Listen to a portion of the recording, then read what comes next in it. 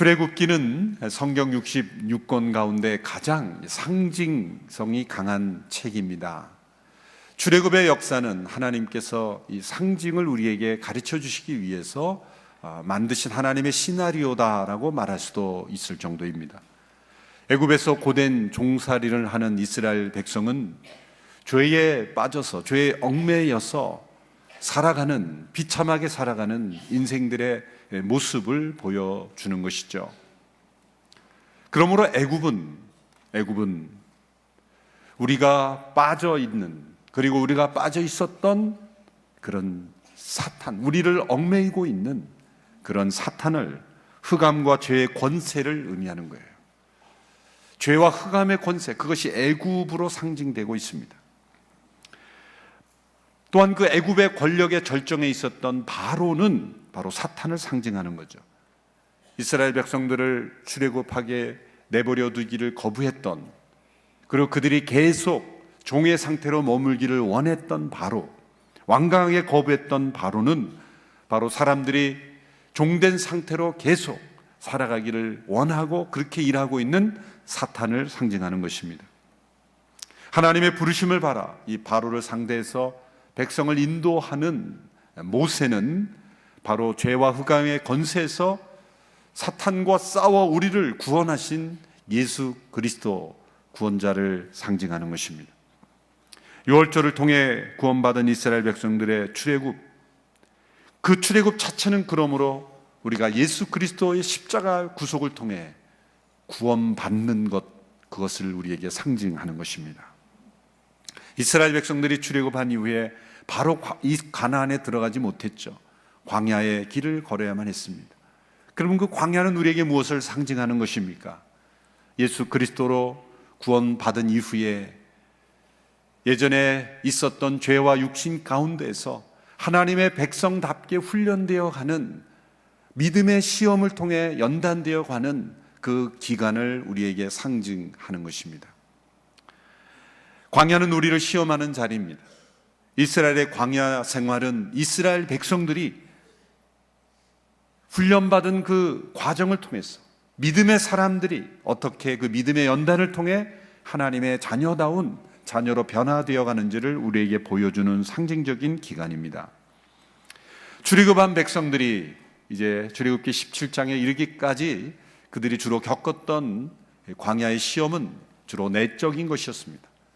원망과 불평, 물이 쓰다, 물이 없다, 양식이 부족하다, 하나님이 모든 것에 앞서 행하시며 필요를 공급하시고 인도하심에도 불구하고 믿음이 부족하여 염려와 두려움 속에서 불평하고 원망했던 이 내적인 시험들, 그것이 1차적인 것이었습니다. 그런데 오늘 본문에 나오면 이제 광야에서 만나는 첫 번째 외적인 시험을 만납니다. 그것은 바로 아말렉이라는 족속의 공격이 시작된 것입니다. 우리는 이 광야에서 만난 첫 번째 공격, 이 아말렉 족속의 공격이 무엇을 상징하는가, 그리고 그 공격을 이겨내는 이스라엘 민족의 승리가 무엇을 상징하는지를 알아야 합니다. 자, 바로는 무엇을 상징했습니까? 출애굽을 방해한 세력, 그것은 구원을 방해하는 사탄을 상징하는 세력이었습니다. 그렇다면 이 광야에서 만난 이 아말렉 족속의 공격은 무엇을 상징하는 것일까라는 것입니다.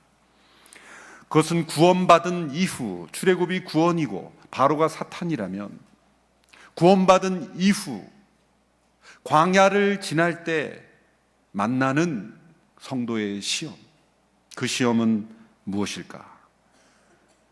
그것은 하나님과의 동행을 방해하는 세력이죠. 그것은 무엇일까? 어떤 외적인 환경이 아니라 그것은 우리 안에 있는 육신, 죄악된 성향을 의미하는 것입니다. 이스라엘 백성들이 바로로부터 구원받을 때는 전적인 하나님의 역사였습니다.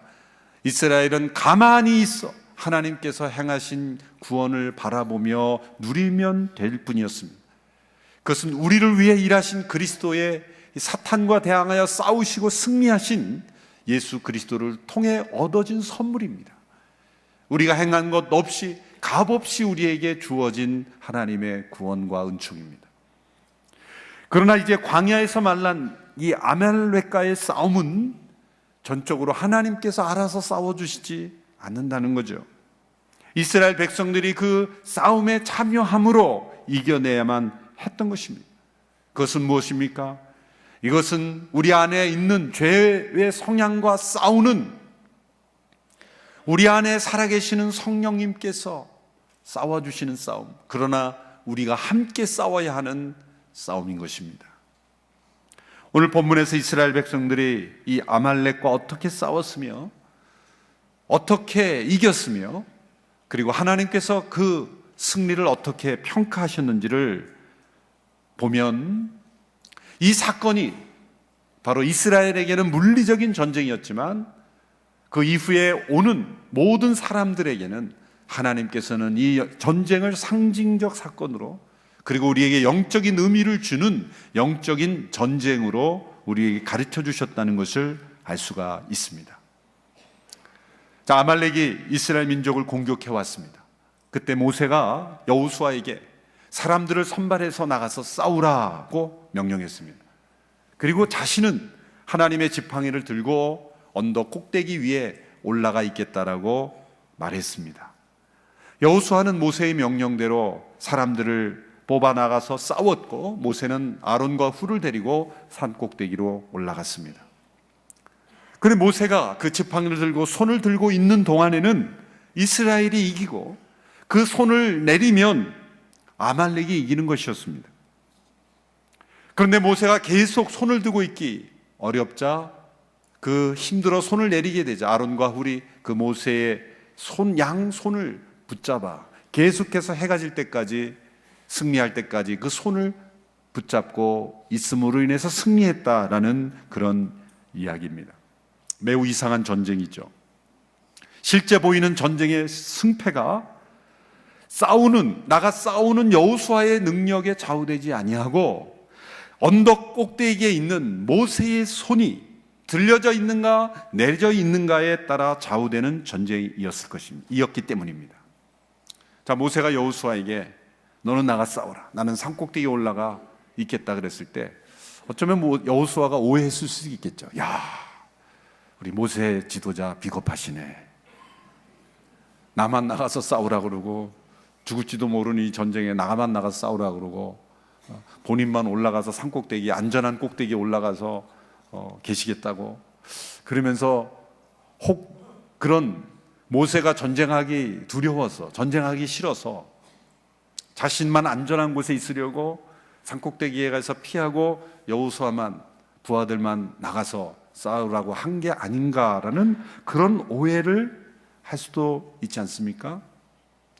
그러나 이 모세의 선택은 자기의 안전을 위해서 두려움 때문에 그리한 것이 결코 아니라, 이 모세의 전략과 선택은 믿음의 선택이었고 하나님을 의지하는 선택이었고, 어떻게 해야 이 전쟁에서 이길 수 있는지를 알고 선택한 것입니다. 모세는 이 전쟁은 그냥 일어난 전쟁이 아니라는 것을 알았죠. 성경의 구체적인 설명과 그의 고백이 나와 있지는 않지만 아말렉이 쳐들어왔을 때 그는 이미 다른 차원의 시각에서 이 광야에서 일어나는 모든 일들이 다른 차원의 성격의 일들이라는 것을 그는 알고 있었던 상태입니다.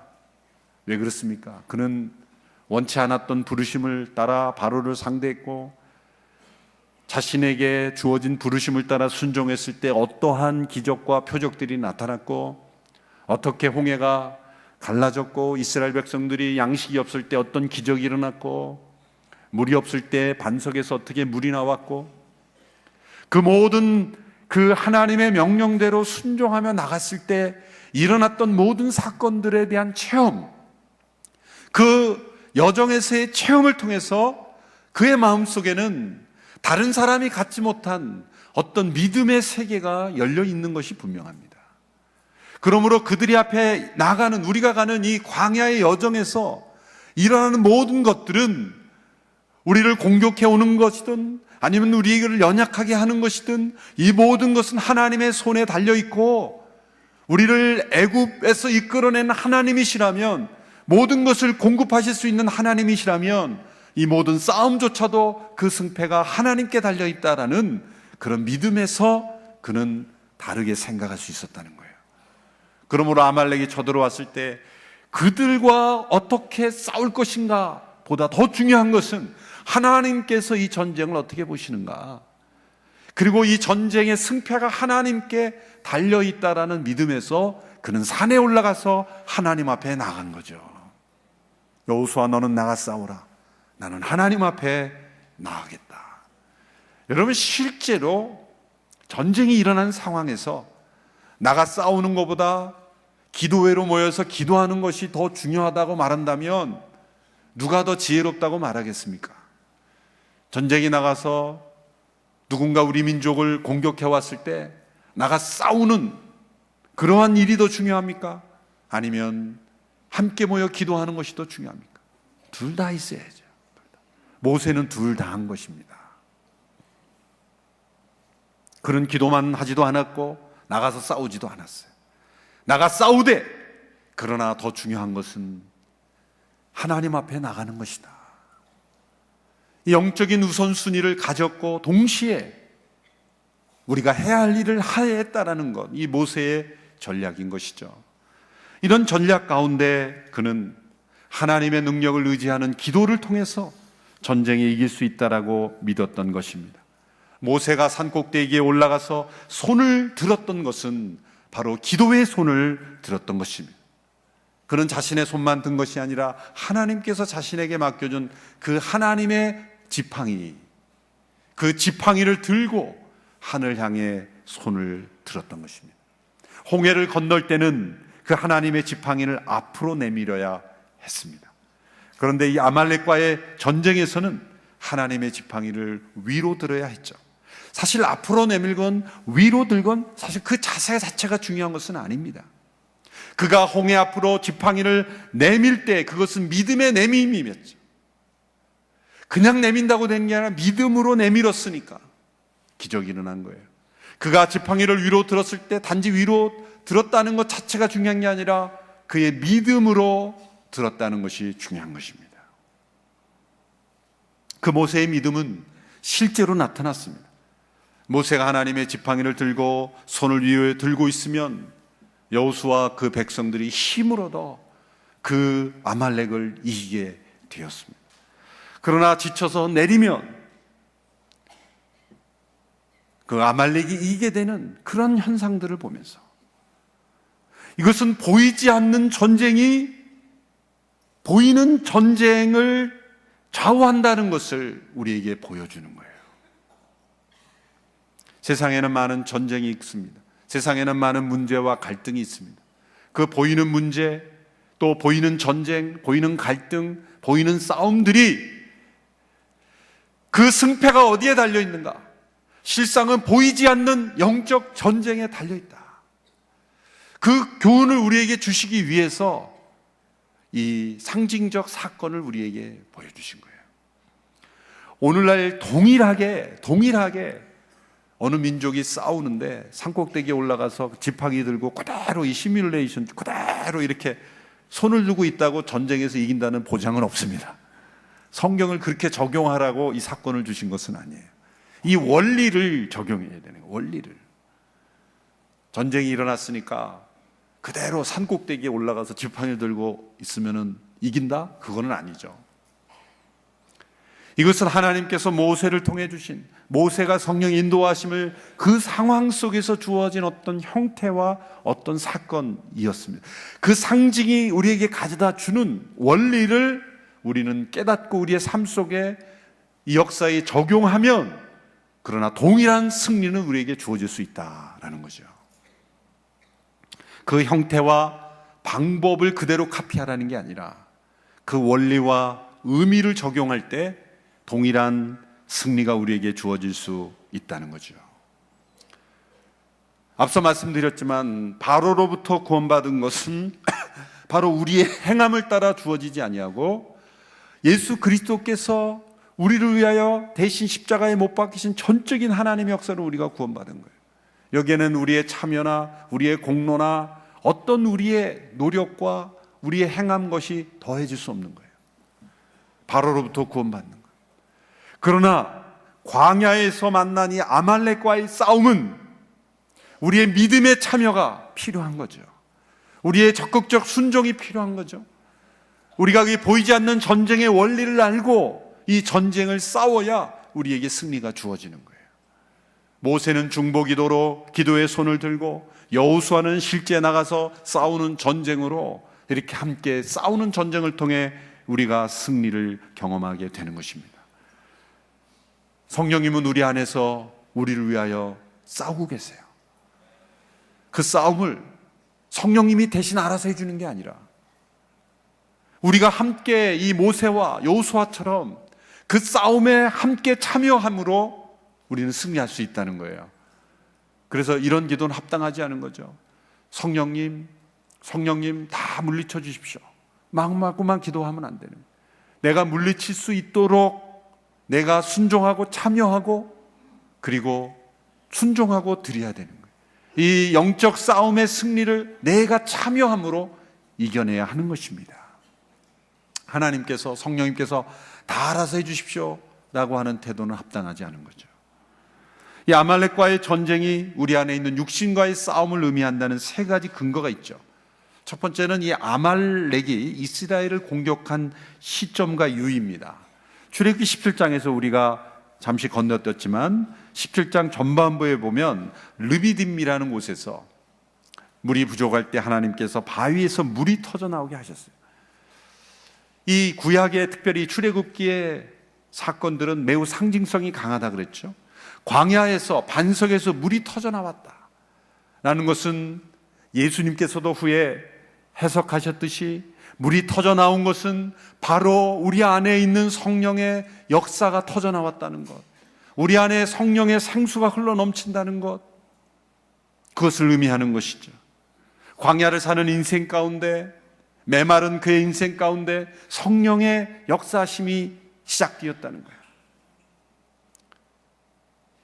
이 아말렉 족속이 왜 이스라엘을 공격했습니까? 물 때문이 아니겠어요? 광야를 돌아다니는 이 유목민들이 물이 터져 나왔다는 소식을 듣고 그 물을 탐내지 않았을까요? 그래서 그 물이 탐나서 이스라엘 백성을 공격한 거죠. 그것을 자기 것으로 만들려고. 여러분, 우리 안에 언제 이 아말렉이 공격해 옵니까? 언제 육신과의 싸움이 시작이 됩니까? 사실 우리가 출애굽하기 이전에는 그런 우리 안에서 일어나는 영적 전쟁이 무엇인지도 몰라요. 알 수도 없어요. 싸움을 걸어오지도 않습니다. 왜 그렇습니까? 우리 안에 성령의 역사심이 시작되지 않았기 때문이에요. 한편이기 때문이죠. 우리가 출애굽한 이후에 성령의 소욕을 따라 살려고 할 때 우리 안에 있는 아말렉은 우리를 공격하기 시작하는 거예요. 그러므로 이 아말렉과의 전쟁이 우리 가운데 일어나는 시점은 우리가 예수 믿고 성령 안에서 막 살아가기 시작할 즈음, 반석에서 물이 터져 나와 우리가 성령 안에 사는 것이 무엇인지를 막 체험하기 시작할 무렵, 우리 안에 있는 육체의 소욕과 성령의 소욕이 서로 싸우는 그런 내적인 영적 전쟁이 시작이 된다는 거예요. 그것이 우리에게 너무나 상징적으로 그 단계가 잘 들어맞는 거죠. 두 번째는 이 아말렉이 이스라엘을 공격한 방법 때문입니다. 신명기 25장 17절 18절에 보면 모세가 이때 일을 회상하면서 이렇게 기록합니다. 우리 같이 한번 읽어볼까요? 신명기 25장 17절 18절 시작. 기억해보아라. 내가 지쳐 피곤했을 때 그들이 길 가다가 너희를 만나서 뒤처져 있는 자들을 치지 않았느냐? 그들은 하나님을 두려워하지 않았다. 그들이 이스라엘 백성들이 지쳐 피곤했을 때 뒤처져 있는 자들을 치는 그런 비겁함, 하나님을 두려워하지 않는 그러한 포악한 족속이었다는 거죠. 이 아말렉이란 이름의 뜻은 전쟁을 좋아한다는 뜻입니다. 그들의 조상을 거슬러 올라가면 에서의 후손들입니다. 에서는 팥죽 한 그릇에 장자의 고귀한 축복을 팔아넘기는 어리석은 자였죠.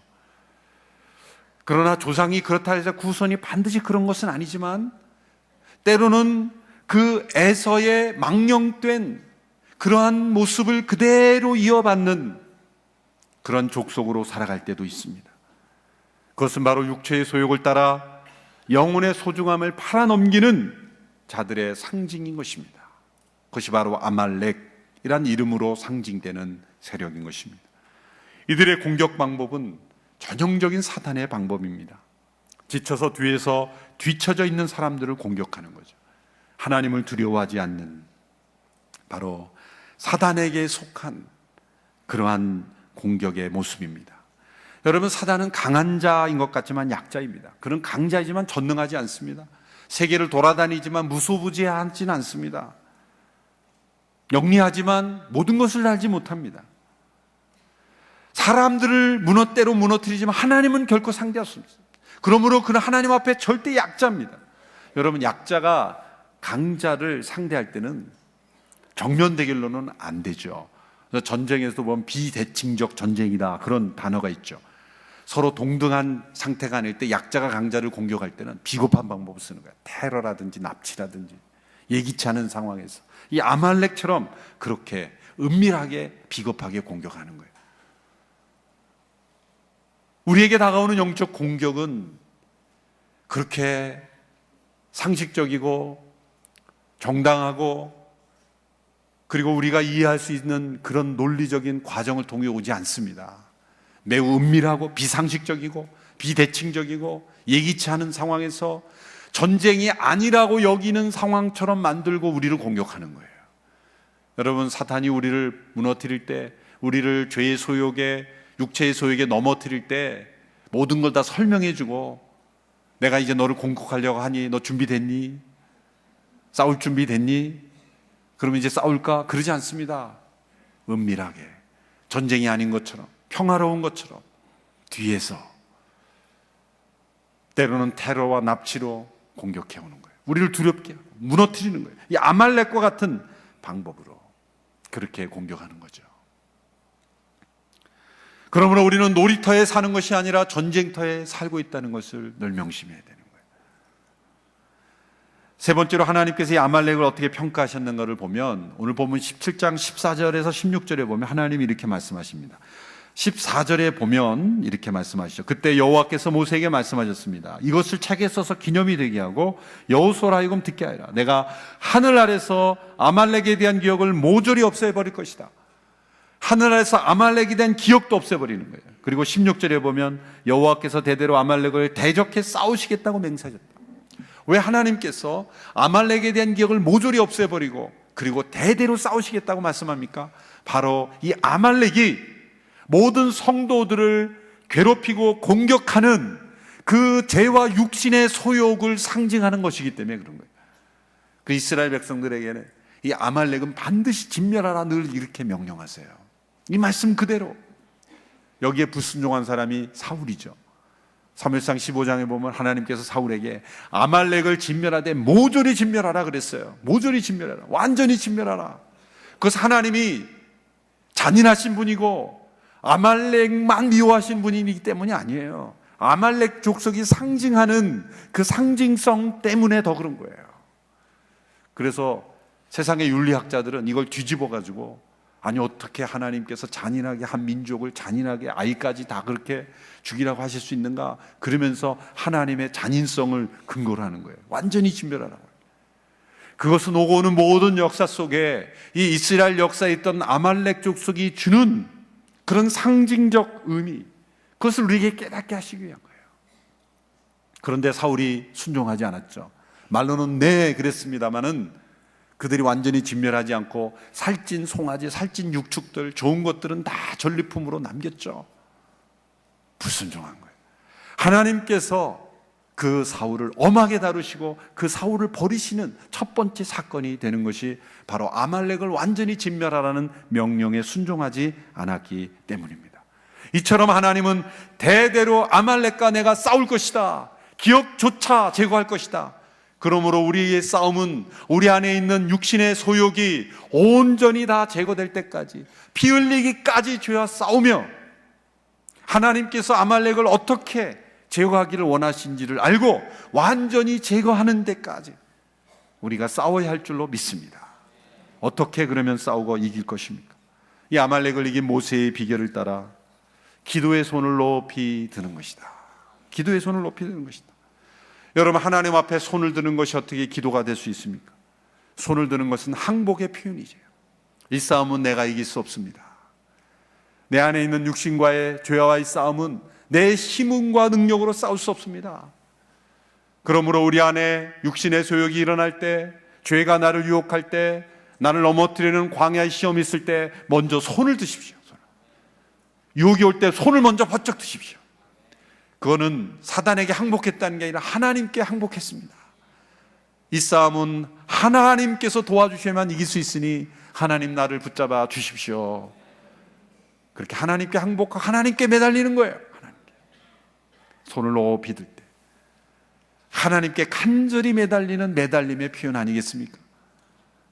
또한 손을 높이 드는 것은 하나님을 높여드리는 거예요.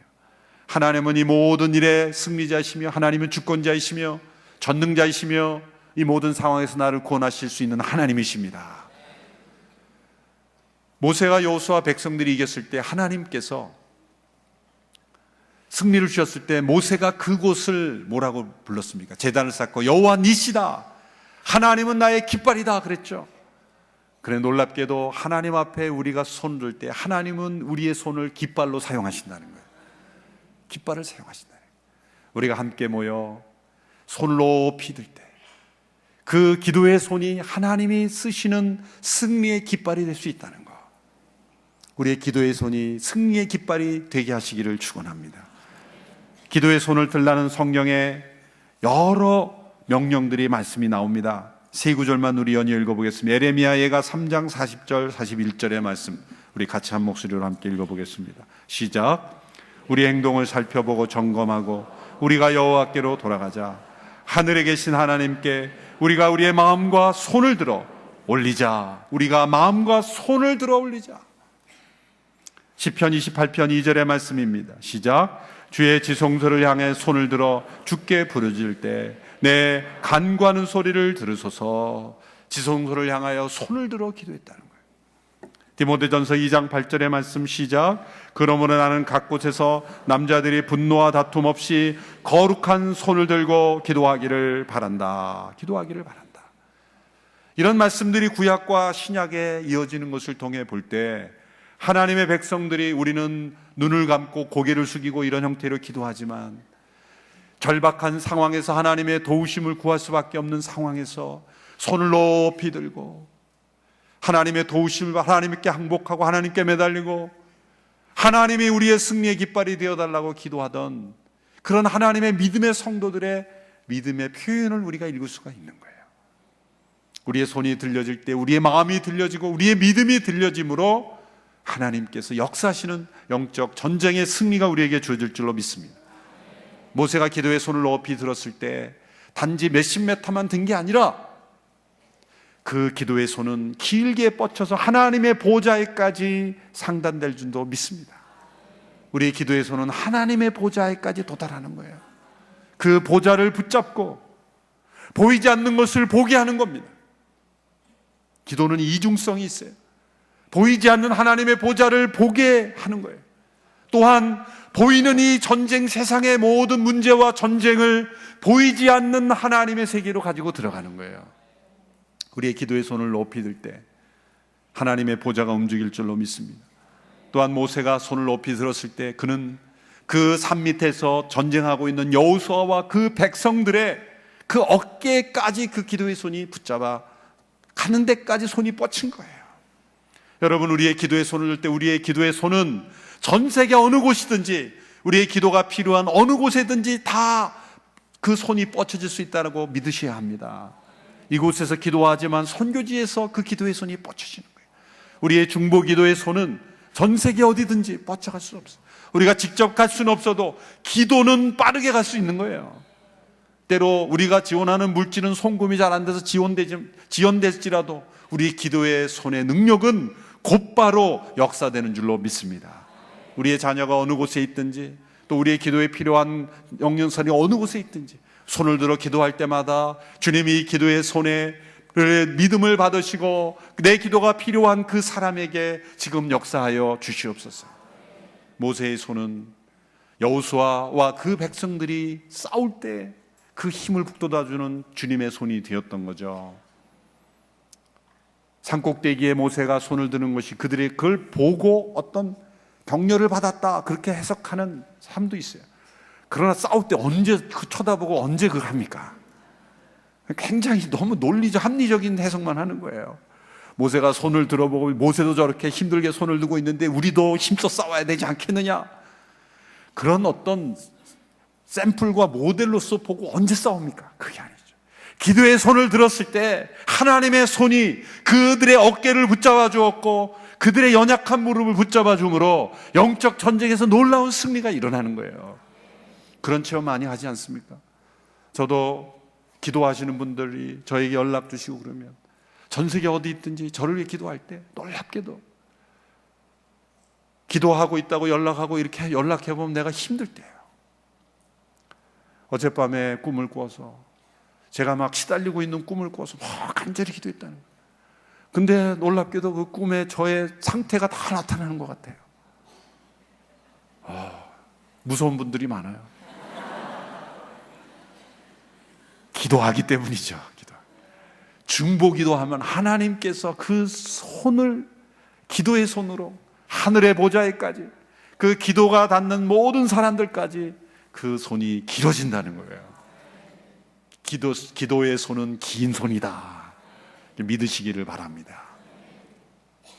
보이지 않는 하늘 보좌, 이 세상 어느 끝까지 기도의 손은 하나님께서 사용하시는 승리의 깃발이 될 수 있다.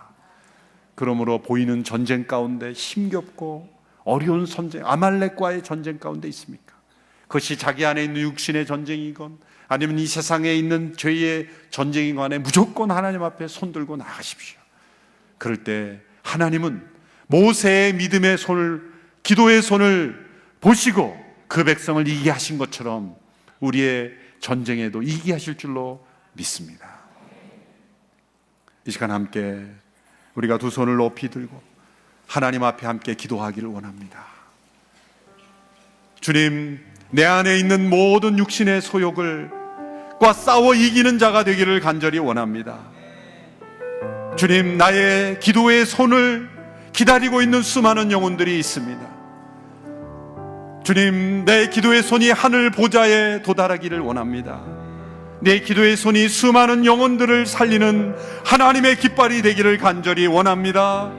우리가 함께 기도하며 나아가겠습니다. 하나님 아버지, 손을 높이 들어 주님을 향하여 나아갑니다. 우리의 기도의 손이 내려지지 않게 하여 주시옵시고, 때로 피곤하여 지쳐서 우리의 손이 내려질 때가 있습니다. 아론과 훌이 모세를 도왔던 것처럼 서로가 서로를 도와 우리의 기도의 손이 내려지지 않게 하여 주시옵시고, 기도의 깃발이 내려지지 않게 하여 주시옵시고, 우리의 손이 승리의 깃발이 되게 하여 주시옵시고, 우리의 기도를 필요로 하는 수많은 영혼들에게 하나님의 승리의 손이 되게 하여 주시기를 원합니다. 우리가 육신의 소욕에 처 날마다 아말렉과의 전쟁에서 패할 때가 있습니다. 주여, 손을 높이 들고 주 앞에 나갑니다. 주님, 우리를 붙잡아 주시고 모세의 기도의 손이 들려졌을 때 승리가 주어졌던 것처럼 우리의 기도의 손이 들려짐으로 우리가 영적 전쟁에서, 이 세상의 모든 전쟁에서, 이 광야에서 만나는 모든 전쟁에서 승리하며 나가는 우리 모두가 되게 하여 주시옵소서. 오늘도 기도의 손을 높이 듭니다. 다시 한번 기도의 손을 높이 들며 살기로 결단합니다. 우리 가운데 함께 하시는 주님, 기도의 손을 들며 나아가는 모든 백성들에게 함께 하여 주시고 승리를 경험하게 하여 주시고 하나님의 영광을 체험하게 하여 주시고 함께 하여 주시옵소서. 하나님 아버지, 손을 높이 들고 주님을 바라봅니다. 주님을 의지합니다. 마음을 들고 믿음의 손을 들어, 거룩한 손을 들어 기도합니다. 우리가 당하는 광야의 모든 시험에서 승리하는 우리 모두가 되게 하여 주시옵소서. 주님, 우리의 기도를 필요로 하는 많은 영혼들이 우리의 기도의 손을 들어 중보의 능력을 체험케 하옵소서. 영적 전쟁 가운데 있는 모든 영혼들, 우리의 자녀들이 우리의 기도의 손을 통해 승리를 체험하게 하여 주옵소서. 이 세상의 분쟁과 다툼 가운데 있는 모든 나라와 민족 가운데 우리 하나님의 사람들이 손을 들고 기도할 때 이 나라와 민족의 모든 전쟁이 떠나가게 하여 주시고, 한반도가 회복되게 하여 주시고, 영적 전쟁에서 회복되게 하여 주옵소서. 예수님의 이름으로 기도합나이다.